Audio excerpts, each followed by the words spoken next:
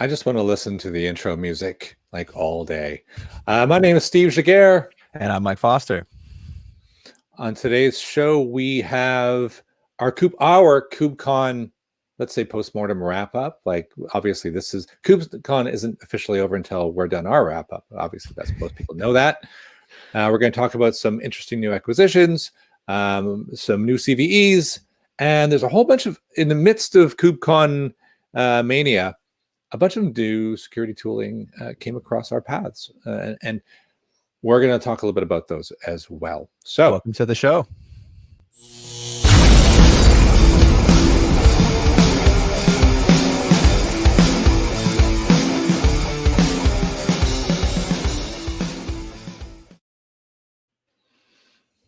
Yes, just as he said, welcome to the show. Got a bunch of great topics for y'all today. So, before we get started, a couple shout outs. If you're on Twitch, follow us. If you're seeing this on YouTube later, like and subscribe. I know there's probably a lot of video burnout this week if you checked out KubeCon. So yeah, you can always check us out later on YouTube.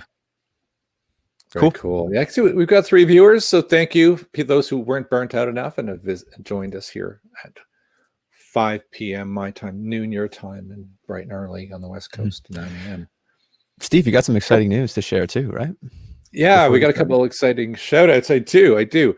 I have a job now, which is good. I haven't really talked about my own life on this show because it's frankly relatively dull and technical.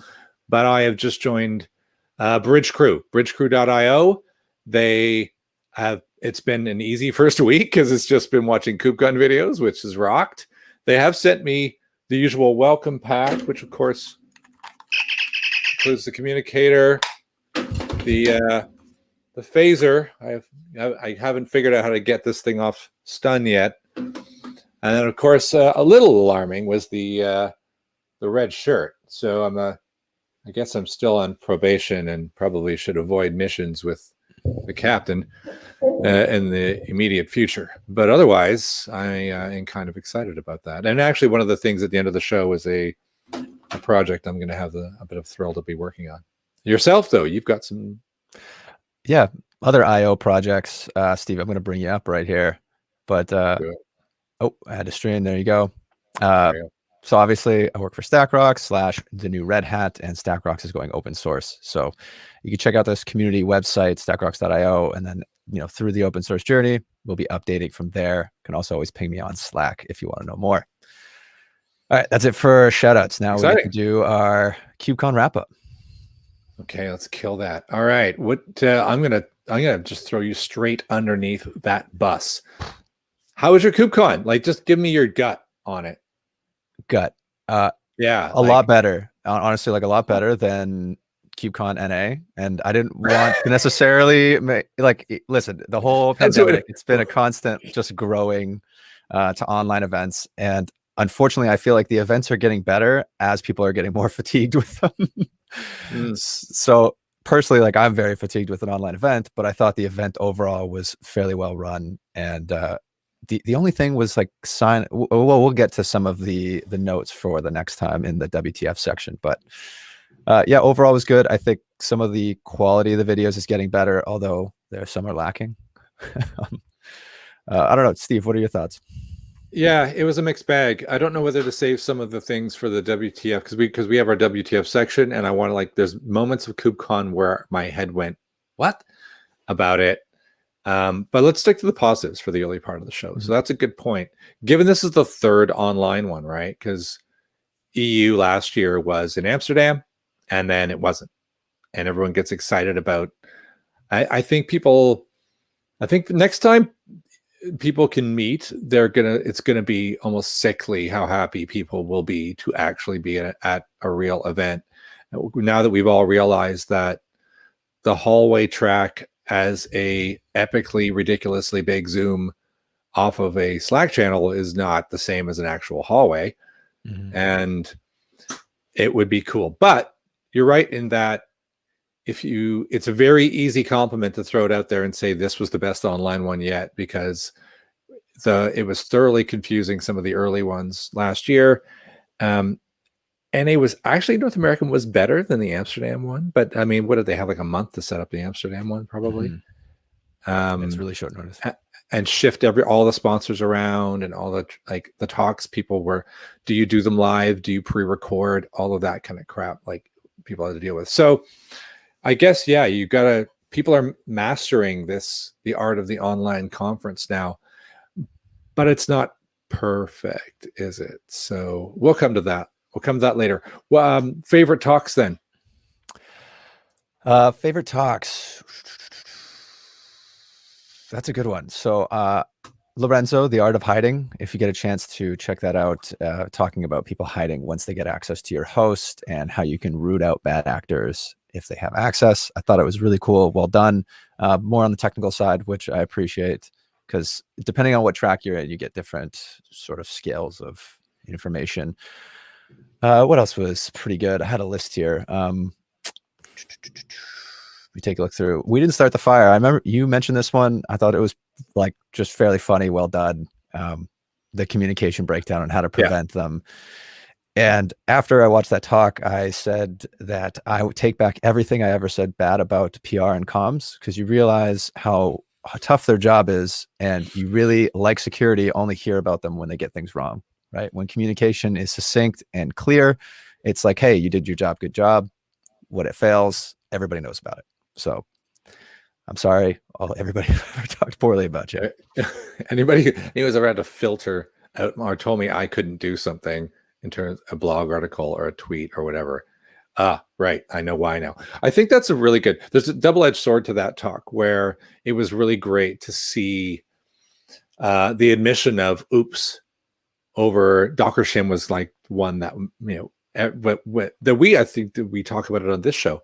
We were like, why is everyone freaking out over it? And I didn't realize that in some announcements, deprecation of Docker, like the word shim, got dropped. So that's okay. That creates a whole other mode of panic. So that was really interesting to see that. But what I found fascinating was that hopefully the lesson learned will be, as you said about PR teams, sometimes your communication, the fact that, let's say, who said that was Ian Coldwater, she's got like, I don't know, like 15, 20,000 followers on Twitter. 75,000. 75,000. Yeah, something like that. Shut up.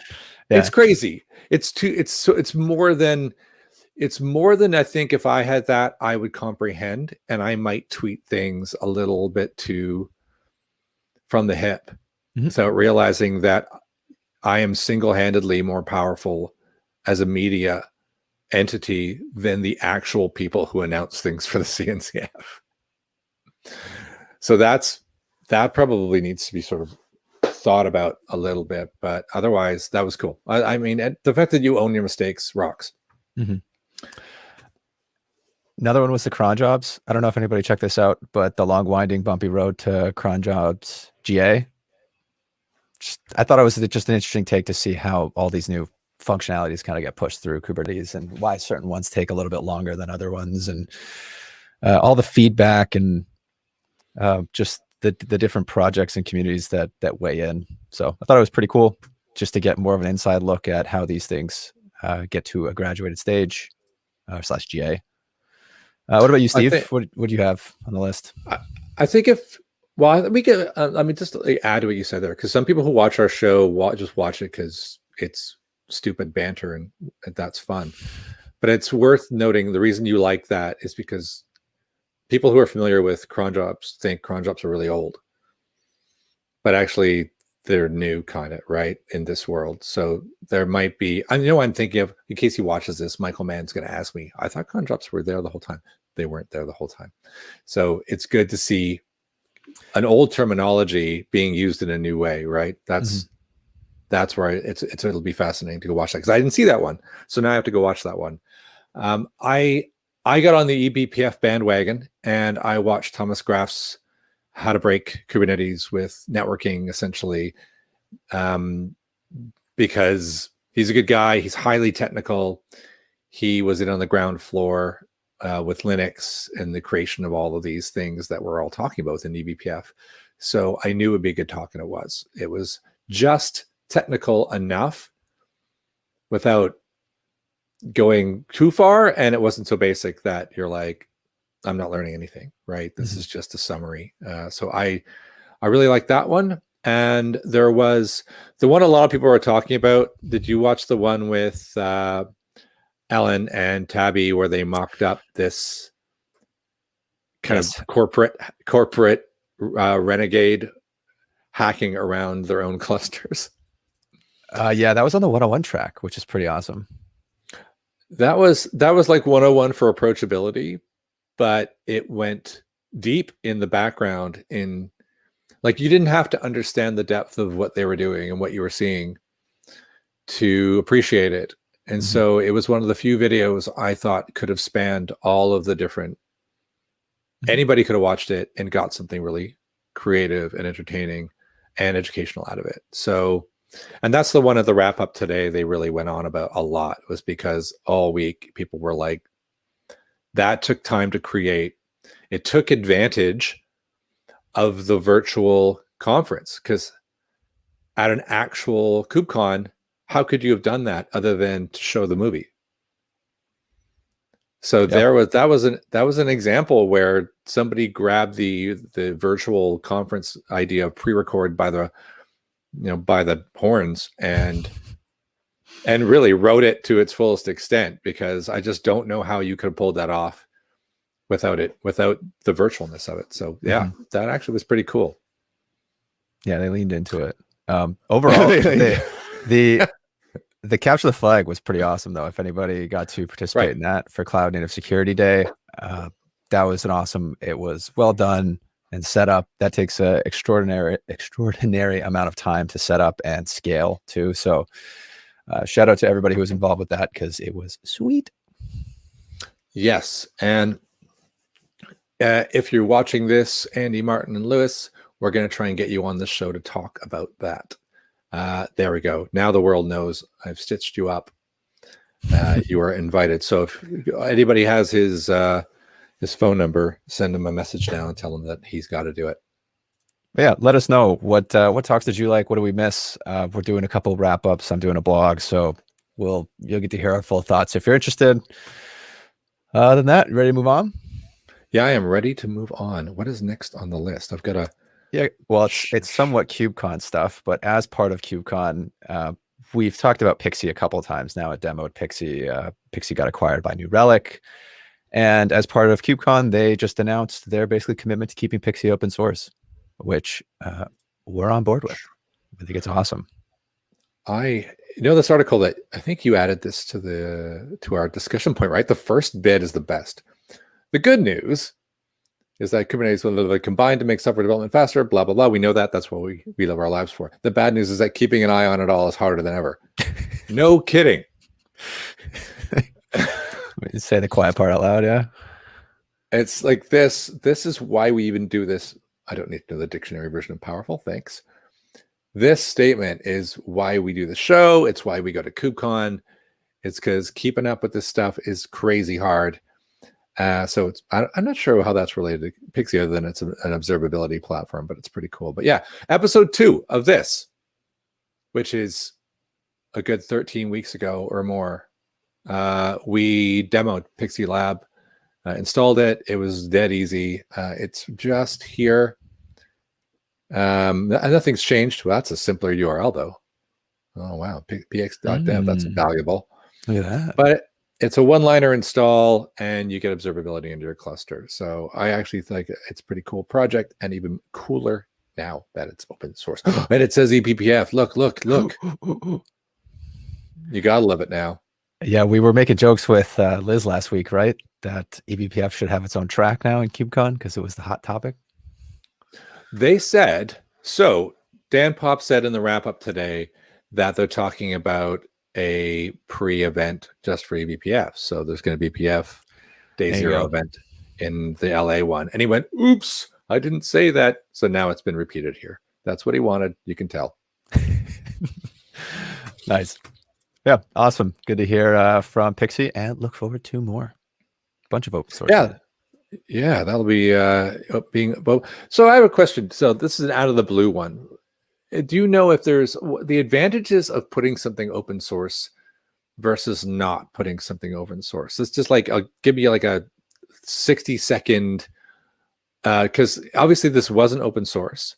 Similarly, if you're probably in the wild throes of being a part of Red Hat, and whether like StackRox would be open sourced. The positives of doing that. Development model. It's like, look at Kubernetes, for example. We were just talking about how, and we're about to get into a CVE, but we were just talking about how little CVEs they've been having specifically as they get more mature. The more people that have eyes on these commits, that have eyes on the upstream projects, the less likely they're going to get into the downstream projects. You also get specific vendors that work with your tools that might jury rig something to your tool, and they can contribute open source to make your tool better. That's customer focused product.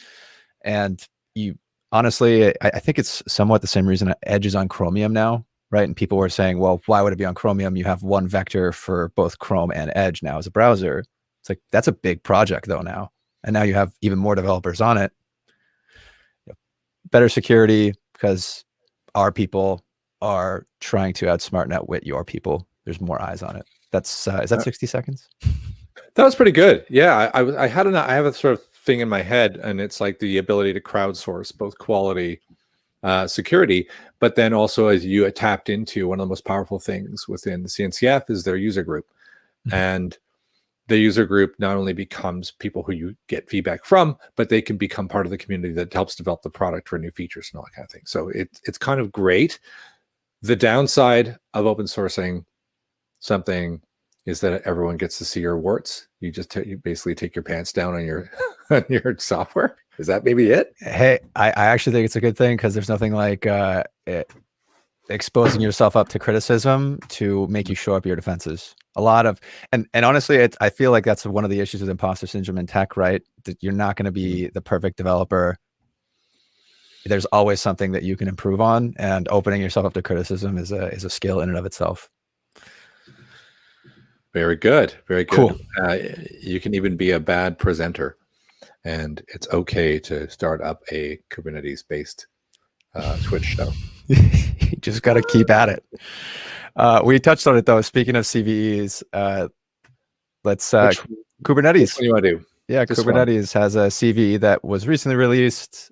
It is from last year, but they've just formally made the announcement of the CVE because it's been patched. So there are specific versions that this is an issue with, but most updated versions, and especially on all your cloud providers, this shouldn't be an issue if you're on a stable channel and keeping updated with updates. What's funny is I think Red Hat originally discovered this last year and forwarded it to there's security the Red Hat advisory just there. Yeah. So oh yeah, there it is. So there you go. Let's click through and just take a look. Okay, there we go. Low impact. It's very low. Okay. So not particularly exploitable. Oh my God, 2.2. That's really low. All right. Yeah. You have to, I believe you have to be on the node with the access to the API and then be able to proxy from node to change objects. So it's very, very limited in one scope, because most of the time you don't allow your node, especially to proxy back. Like you have to be kubelet, and even kubelet, I don't think really pulls information. It just checks, right? Right. I guess there must be a proof of concept. I wonder how it was found, because I mean, if it's here, a talk to time of check, time of use race condition, it means it's not even something you can repeat. Yeah. It's just that something happens in a multi-processing system in the wrong way around, in a one in a whatever chance, and suddenly bad crap happens. All right. Neat. Well, it was the first one in a while, honestly. First one since man in the middle. So there you go. So not that, there you go. Kubernetes is perfectly safe. Yeah, there's two other somewhat big ones that we just thought were pretty interesting to talk about. Apple had a 0-day Mac OS bug that can bypass anti-malware. I believe, I need to check exactly what this was.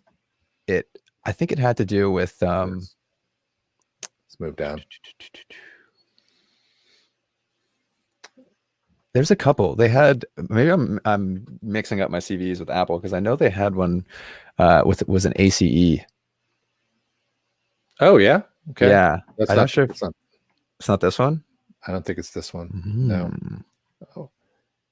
Well, we'll cover it next week if it's important. This one looks kind of trivial, although I do like the phrasing that this guy, the security researcher, used.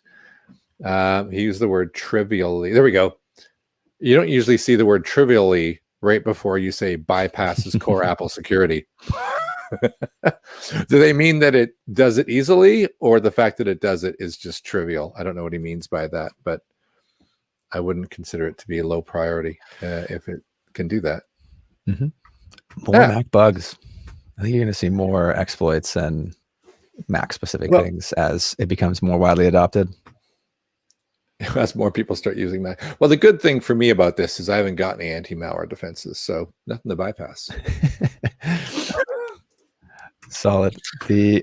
Speaking of high, powerful, I guess, companies that are getting CVs, Tesla remotely hacked from a drone.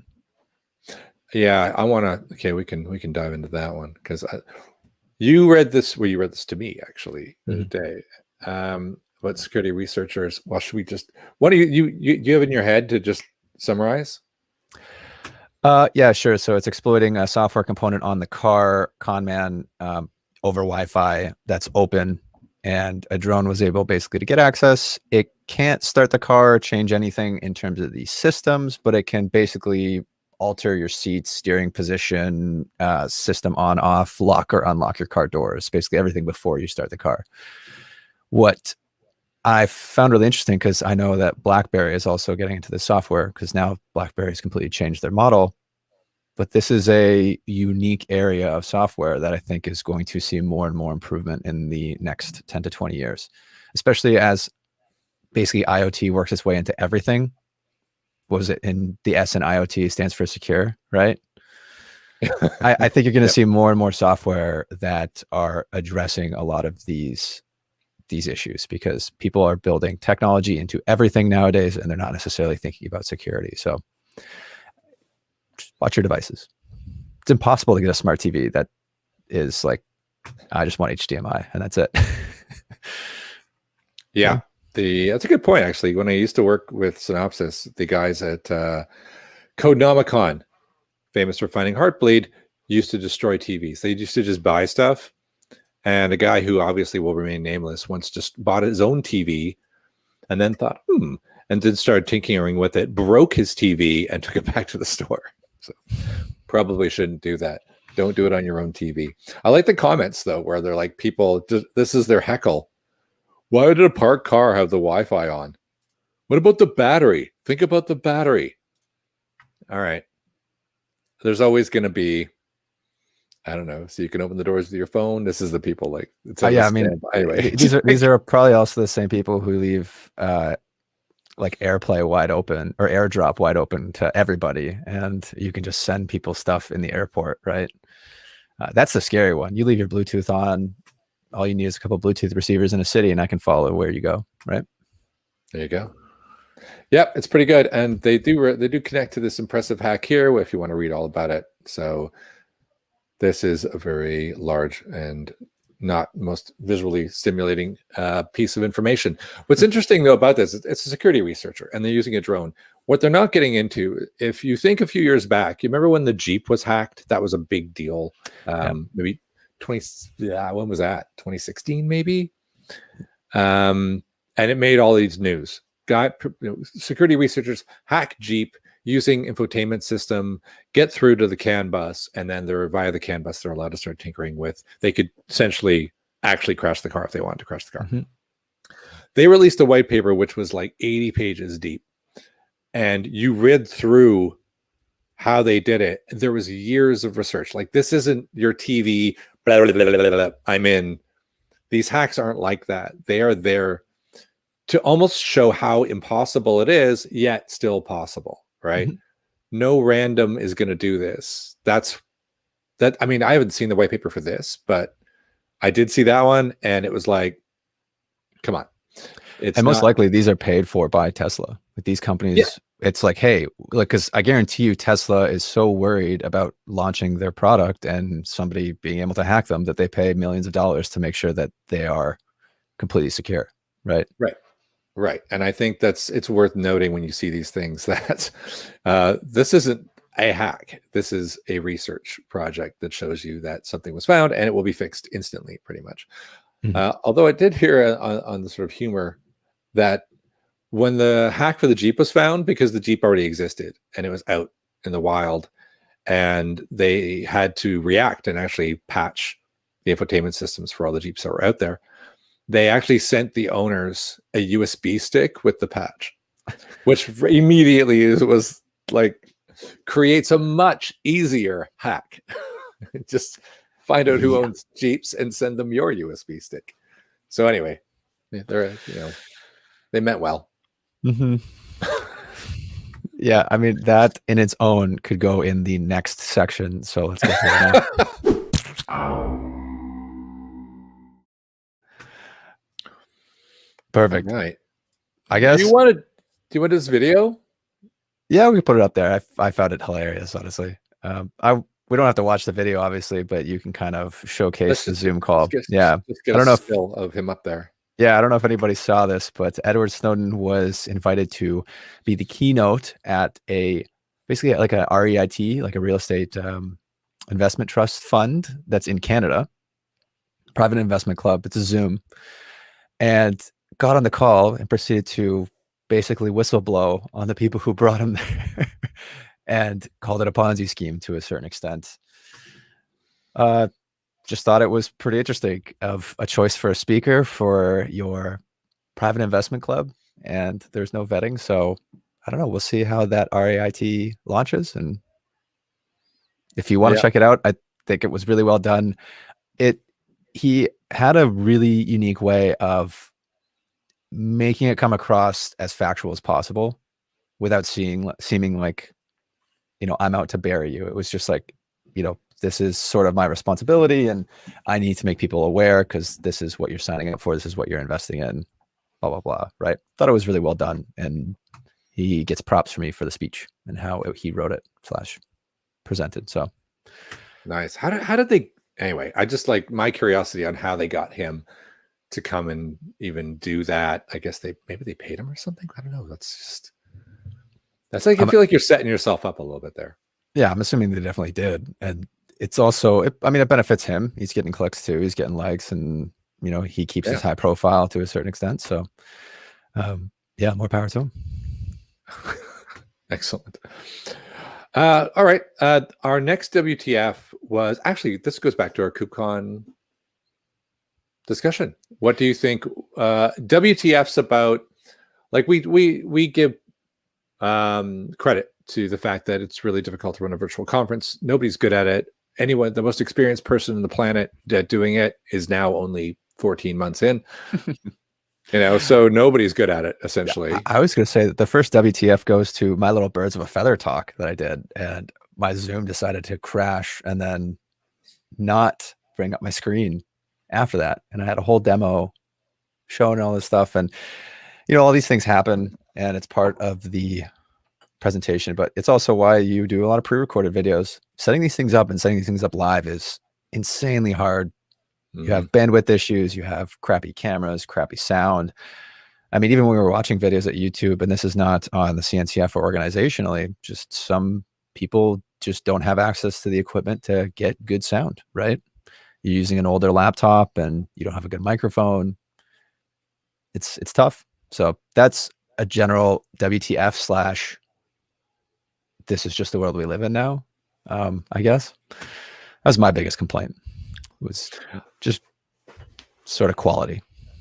So I'm going to play devil's advocate then and play the opposite of you, because I know, actually, to give you a bit of sympathy at the same time, one of our advocates at Bridge Crew did an office hours where he had to present, I don't know, Chekhov or some of the stuff that we did.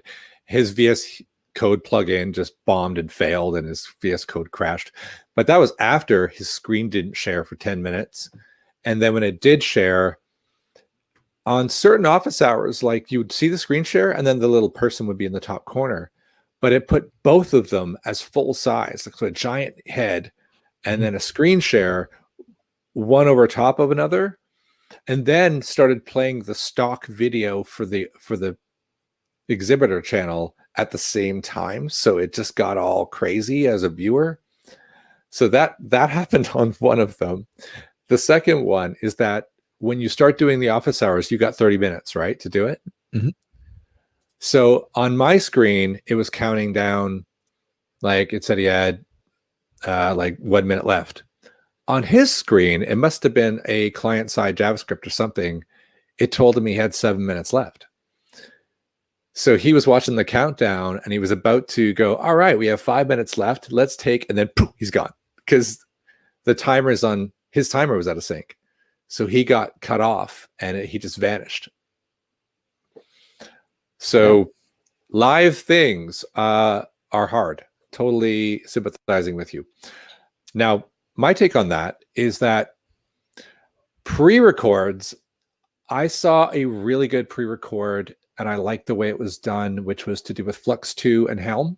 Actually, I should have highlighted that as a talk I liked, because it was as if they didn't seem to change what they would have done if they were live. They just did it as a pre-record, mistakes and all, and maybe one edit or something if something went catastrophic. But they didn't. It was just exactly what they would have done if it had been a live KubeCon. You watched it and you thought, yeah, this feels the same. What I don't like is when people get wrapped up in the idea of a pre-record and then you start seeing videos so obviously read from a teleprompter where they are talking like this. I hope you have enjoyed my talk that I am reading from this piece of paper. Good point. Because if at an actual, when we go live again, if that's the sort of talk you have to do, you won't have any of those luxuries. You're going to be there. And if you're a pre-record person, no script is going to help you. You're probably not going to have a teleprompter. You might have one on the floor, but you won't be able to just sit there and stare at it. You'll have to act naturally with the crowd, and you'll probably have to do something for real. It's the number of people that did really robotic, bad, teleprompted talks, and I would even say, like, going to the level of even some of the keynotes where it was quite clear that if you watched a Kelsey Hightower keynote from the North America one, which brought the house down, tears in the eyes, where he walks out and he's just going, right? That's a pretty high bar, right? But yeah. From there to people standing in front of green screens, clearly reading from a piece of paper that's behind the camera at a pace that is unnaturally slow. I described it to somebody as, you know, the phrase uncanny valley, where like in the Sonic the Hedgehog movie, they made the hedgehog look too real and it looked freaky. It's, are you still there? Or am I think I'm coming back. Are you on VPN? No, I'm not on VPN. Can you hear me? Am I on VPN? I can hear you. Your video is frozen. Yeah. Okay. Something's But going on with my computer where it's like not charging right now. I got a new computer. I don't know if anybody's aware, but yeah, it's just being annoying. So I might no drop worries. off, but you might be doing the demo by yourself / having a short session. You've actually done well for your frozen image. You're not like in a really stupid. I should look at you like go do a screen capture. So anyway, my point was the unnaturalness when you're gifted a pre-record. People get concerned with the fact that they are not going to look themselves, and so they actually, as a result, look so much not themselves by reading a script that it ends up looking weird and almost feels there's like an emotional discord between what you're seeing and the message that they're trying to convey. So I guess my encouraging thing would be, don't get so concerned about making your presentation perfect. People are really forgiving, and it seems more corporate when you try and pre-record. So that's what I'm saying. Like after so many virtual conferences, some people's presentations are actually getting worse for the pre-record luxury. All right. There we go. I was just trying to keep talking until you came back. You're back. Thanks. I'm just killing that subject. I had to switch cameras. Something's going on. By the way, speaking of new tech, I got a new camera and it's got a whole HDMI setup. And I think it was actually, because it's USB-C, it was pulling from the battery. So my battery wasn't charging. Oh, wow. Yeah, something was going on. Something funky is happening. So yeah, I'm back to the Logitech Stream Cam. So I'm mixing it up on you. That's WTF section. Perfect time. Great time for that. All right. No, I agree with it though. There's a couple really good YouTube videos for how to. There's one tech one that was like how to give a good tech talk, and a lot of it was don't follow rules that are set up by. Like you don't have to have this specific flow, right? It's like what's the story you want to talk about? Like boil it down into a couple main points, and then how are you trying to get that main point across, right? And that's it. Like the rest is kind of up to you to add your own flavor to it, right?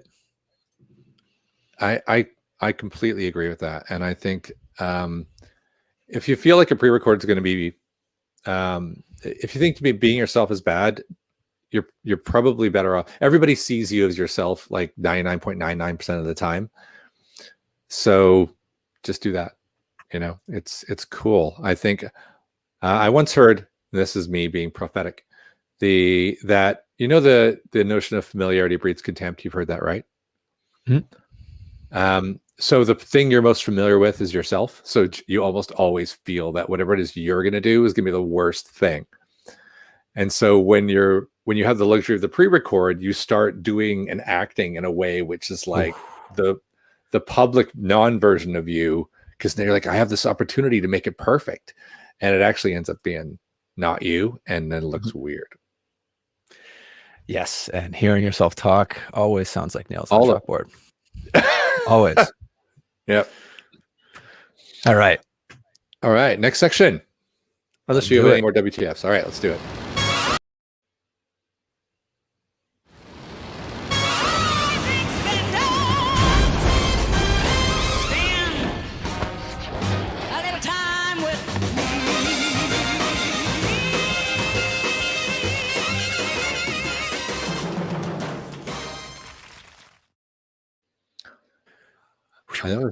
I noticed that great intro again. I noticed that we had a comment. Boschinator had to leave. Was watching live. Thanks, Bosch.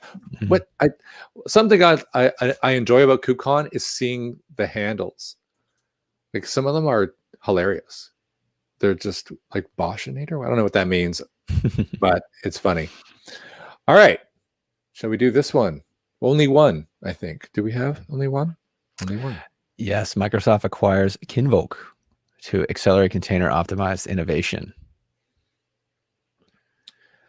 That is pretty cool. And I only just noticed Brendan Burns is the corporate vice president of Azure Compute, a Kubernetes original. Mm-hmm. So that is pretty cool. So that no information here about money, unfortunately. Yeah, it'll come in the next couple months, probably. And the rumors After it's will... finally done. Yeah, Kinvolk has a rich, innovative history. Look at that, including Kubernetes eBPF, community building, and container-optimized Linux, as well as Core OS. So probably some sort of tie-ins with the Core OS team. And on the Rocket container runtime, that's interesting. I was kind of curious to see with Docker and, now you have Rocket. Trying to think of other container runtimes. Podman. Although Podman's not the runtime. What's the other runtime for? What's the runtime for AWS as well? I'm blanking. The one that they support.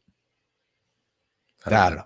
I'll have to look it up. But yeah, and I'm interested to see the runtime wars that's going to happen in the next couple of years. That's what, I think you called that on one of the previous shows where you were talking about CNIs versus CRIs and whether people are just going to make the runtime something that you can plug in, plug out.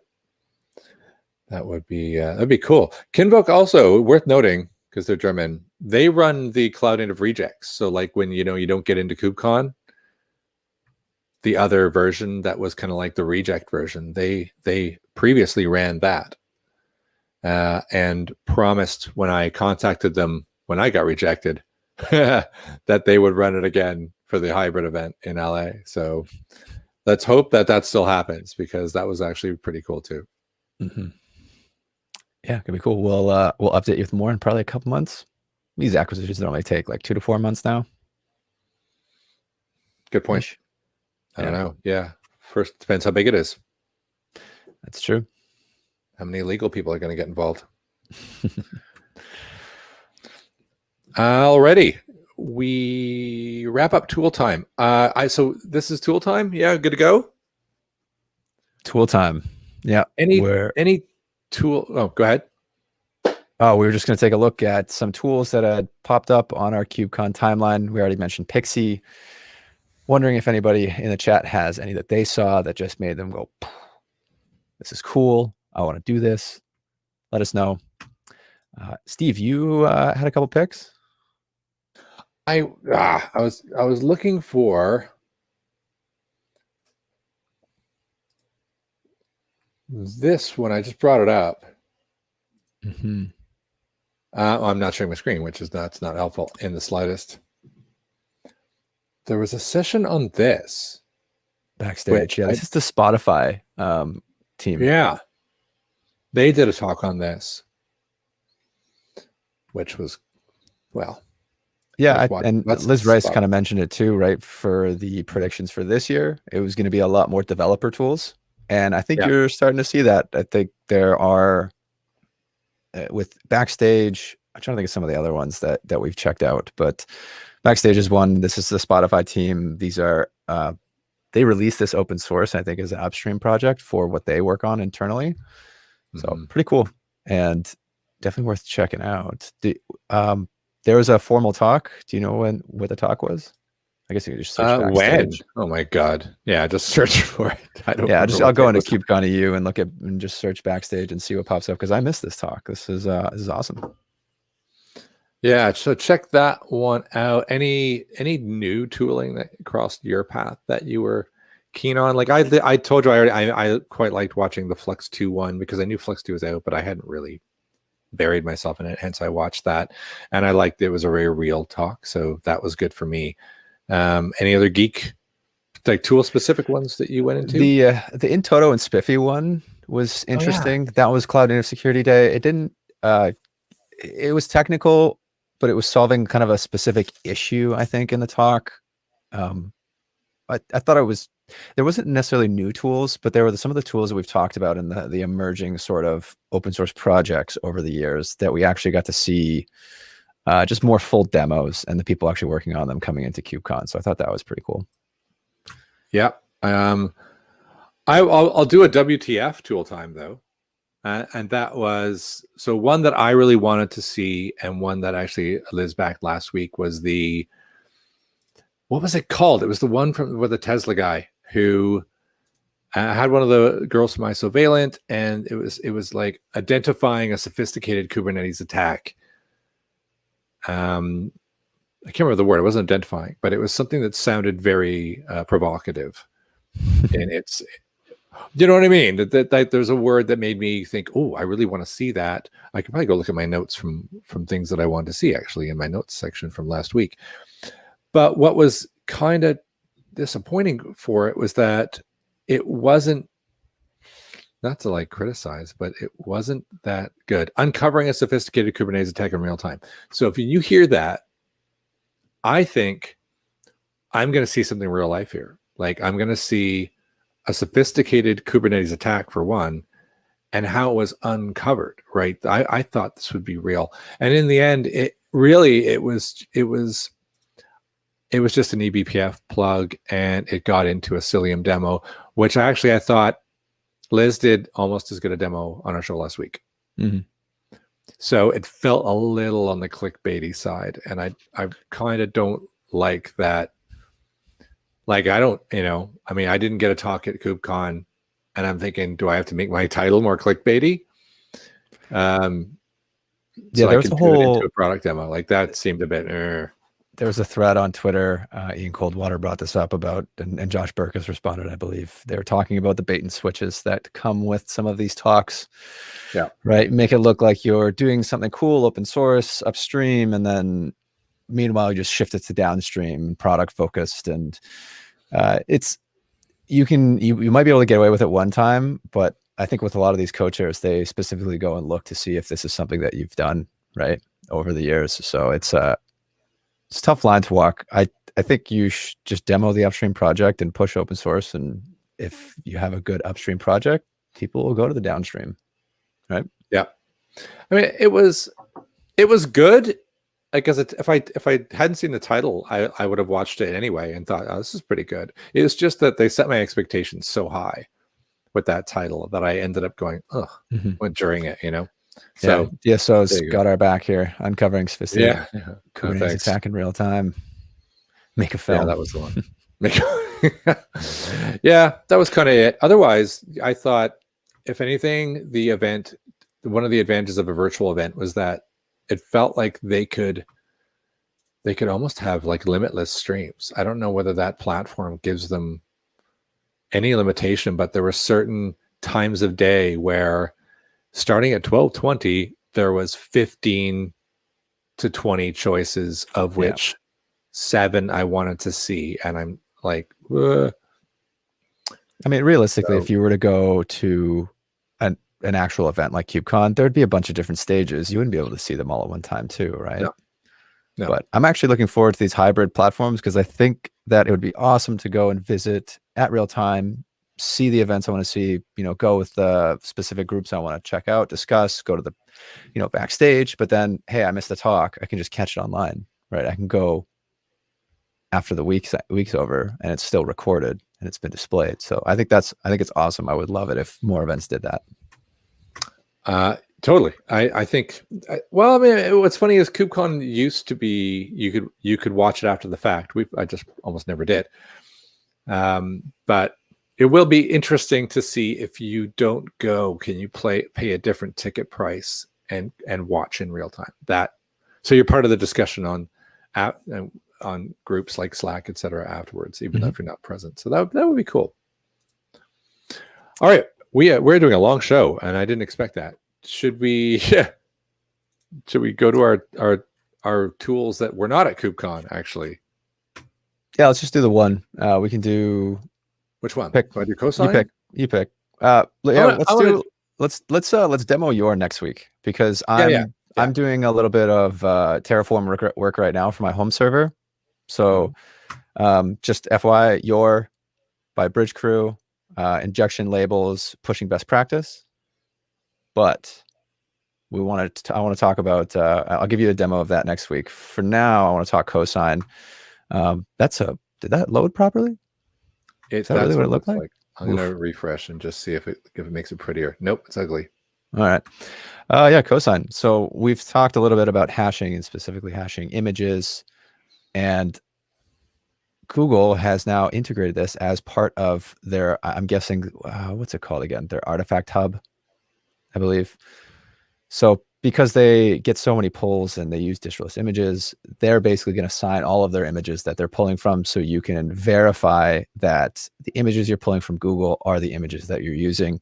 And I think this is going to become a trend, and you're going to see this happen throughout the whole pipeline. So you're going to pull an image. It's going to come from a signed repository and a signed image. You're going to build your packages on top, whatever you need specifically in for that container, nothing else.